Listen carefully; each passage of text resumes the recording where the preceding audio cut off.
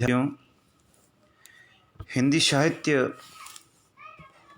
BA तृतीय वर्ष के कक्षा में आपका स्वागत है। आज हम जयशंकर प्रसाद की एक प्रसिद्ध कविता जिसका शीर्षक है ले चल वहाँ भुलावा देकर। ये छायावाद की एक प्रसिद्ध कविता है और एक विवादित कविता भी है। प्राय आलोचकों ने इस कविता को उद्धृत करके छायावाद पर पलायन का आरोप लगाया है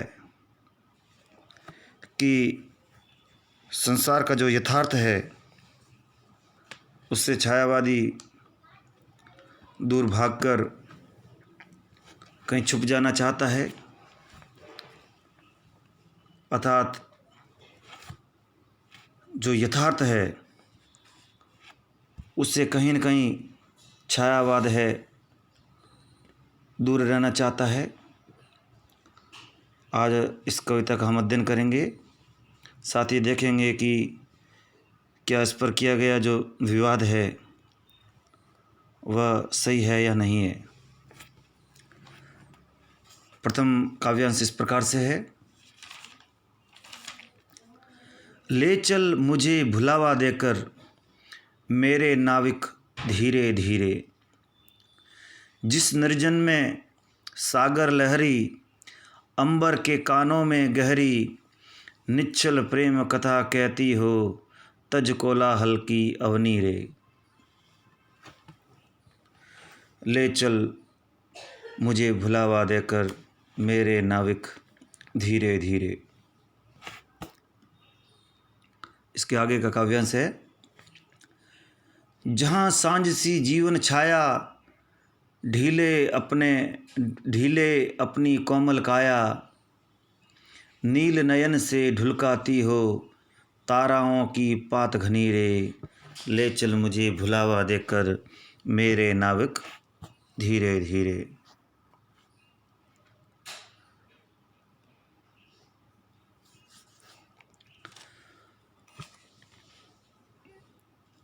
ले चल वहाँ भुलावा देकर, ये जो गीतात्मक रचना है या जो गीत है ये जयशंकर प्रसाद की लहर नामक रचना में संकलित है।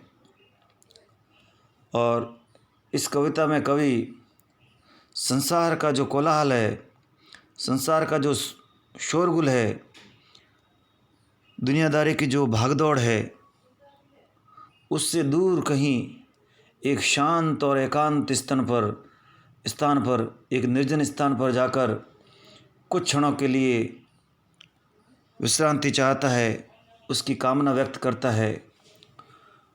उसी एकांतवास की कामना को इस कविता में अभिव्यक्त किया गया है। कवि कहता है, ले चल वहाँ भुलावा देकर मेरे नाविक धीरे धीरे। कवि विश्रांति या एकांतवास की कामना प्रकट करते हुए कहता है कि हे मेरे नाविक, हे मेरे जीवन रूपी नाविक, मुझे इस सांसारिक कोलाहल से कहीं दूर लेके चल और मुझे वो भुलावा दे कि मैं उस संसार के कोलाहल को भूल जाऊं, उस संसार से दूर जाकर उस संसार को भुलाकर एक ऐसे स्थान पर चला जाऊं जहां पर इस संसार का कोलाहल नहीं हो।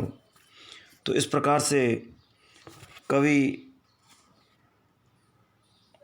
स्वयं को उस संसार से दूर रखना चाहता है और उस संसार के कोलाहल को भूलना चाहता है। इसलिए वह कहता है कि ले चल मुझे भुलावा देकर मेरे नाविक धीरे धीरे। और उस संसार को भूलकर जिस स्थान पर कवि एकांतवास के लिए उस निर्जन स्थान पर जाना चाहता है वह किस प्रकार का होगा, उसको आगे की पंक्तियों में दिखाया गया है। वह स्थान कैसा होगा? जिस निर्जन में सागर लहरी, निर्जन, जन से रहित, जहाँ पर कोई मनुष्य नहीं हो, उस स्थान को निर्जन कहा जाता है। तो उस निर्जन या विजन स्थान पर, एकदम निर्जन स्थान पर कवि जाने की कामना करता है। जिस निर्जन में सागर लहरी, और उस निर्जन स्थान पर जो सागर की जो लहरें हैं, अंबर के कानों में गहरी, और उस सागर की जो लहरें हैं वे इस प्रकार से कोलाहल करती हो, उस प्रकार से तट पर आकर टकराती हो, मानो अंबर या आकाश के कानों में, अंबर के कानों में गहरी निश्चल प्रेम कथा कहती हो। और जहाँ पर वे सागर की लहरें जब तट से टकरा कर एक प्रकार का कोलाहल पैदा करती है, तो ऐसा लगे कि मानो ये निर्जन की जो निर्जन में सागर की लहरें हैं, वे अंबर को अपना प्रेम प्रस्ताव रख रही है, या अंबर के कानों में अपनी निश्चल प्रेम कथा को कह रही हो, जिसमें किसी प्रकार का स्वार्थ नहीं हो। निश्चल प्रेम कथा कहती हो, तज कोलाहल की अवनी रे। अवनी का अर्थ होता है धरती। कवि कह रहा है कि इस कोलाहल भरी धरती को छोड़कर मैं उस स्थान पर चला जाऊं, जहां पर जिस निर्जन स्थान में सागर की लहरें अंबर के कानों में अपनी निश्चल प्रेम कथा कहती हो। इस प्रकार से कवि स्वयं को भुलावा देकर, या उस संसार को भूलकर, उस यथार्थ को भूलकर स्वयं को इस प्रकार से भ्रम में रखना चाहता है कि वह एकांतवास को पा सके। और वह वो एकांतवास है, किस प्रकार का है? वह स्थान एकदम निर्जन हो, जहाँ पर समुद्र की जो लहरें हैं वे आकाश के विशाल जो कान है उनमें अपनी प्रेम कथा कह रही हो।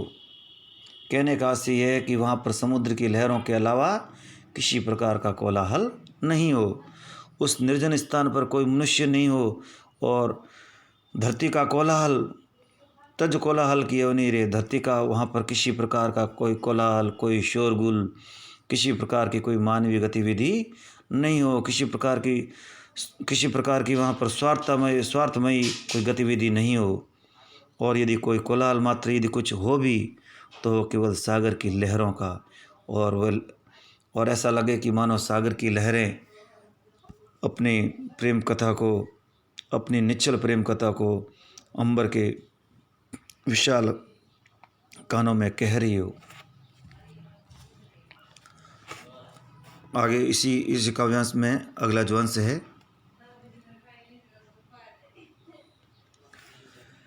जहाँ सांझ सी जीवन छाया, ढीले अपनी कोमल काया, नील नयन से ढुलकाती हो, ताराओं की पात घनी रे। कवि कहता है कि उस स्थान पर, या वह स्थान ऐसा हो जहाँ सांझ की जीवन छाया, ढीले अपनी कोमल काया, जहाँ पर सांझ या संध्या अपने शरीर को, जिस प्रकार सांझ होने पर जो दिन होता है उसका अस्तित्व समाप्त हो जाता है, या समाप्त होने की ओर अग्रसर होता है, और जो रात्रि होती है उसका आगमन प्रारंभ होता है। तो ऐसा लगता है कि मानो जो दिन की जो जीर्ण शीर्ण जो काया है, जो ढीली पड़ चुकी काया है, वह धीरे धीरे रात्रि की काया में रूपांतरित हो रही हो। तो कवि इसी को कल्पना का आधार बनाकर कहता है कि वहाँ संध्या काल की तरह ही, जिस तरह संध्या काल के समय एक रूपांतरण होता है और जो दिन है उसका जो अस्तित्व है वह समाप्ति की ओर जाता है, उसी प्रकार से जब जीवन का जो संध्या काल होता है और वृद्धावस्था में जब धीरे धीरे व्यक्ति अपनी मृत्यु की ओर अग्रसर होता है, संध्या काल की ओर अग्रसर होता है, तो उसके शरीर के जो अस्थि पंजर है वे ढीले पड़ जाते हैं, उसकी काया ढीली पड़ जाती है। तो उसी को आधार बनाकर कवि कह रहा है कि मुझे एक ऐसे स्थान पर ले चलो जहाँ पर संध्या काल की तरह ही जीवन रूपी शरीर अपनी कोमल छाया में विश्राम कर रहा हो, जहाँ सांझ सी जीवन छाया ढीले अपनी कोमल काया, जहाँ जीवन रूपी शरीर उस शांत स्थान पर शांत छाया में विश्राम कर रही हो, नील नयन से ढुलकाती हो ताराओं की पात घनीरे।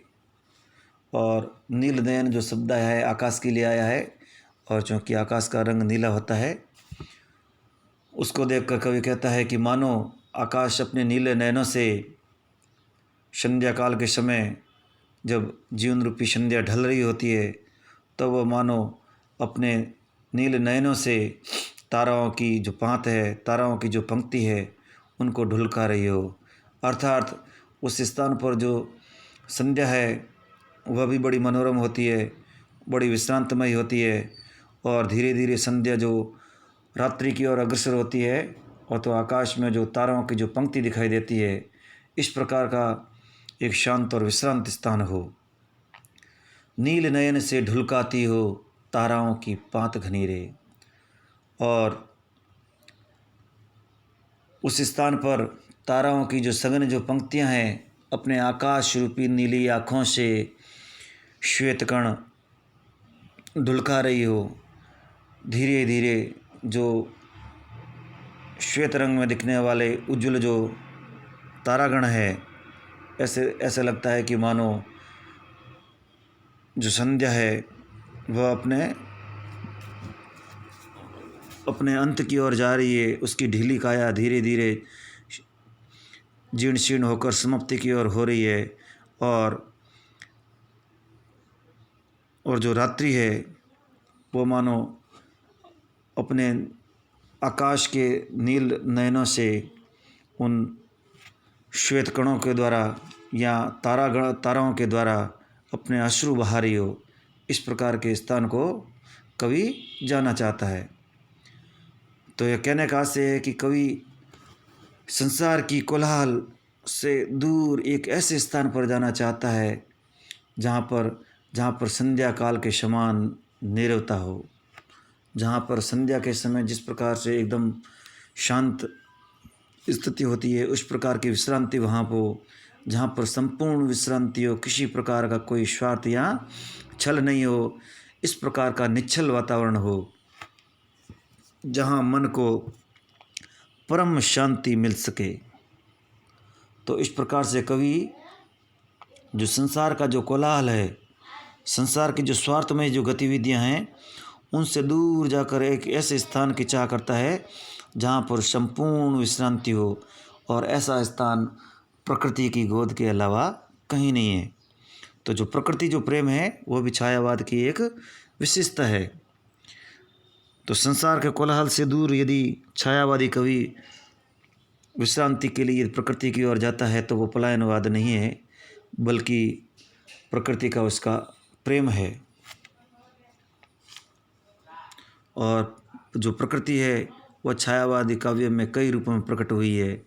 वह स्वयं एक आलम्बन के रूप में, एक आधार के रूप में, प्रकृति का भी अपना जो स्वतंत्र रूप है, वो स्वतंत्र रूप हमें छायावाद में देखने को मिलता है।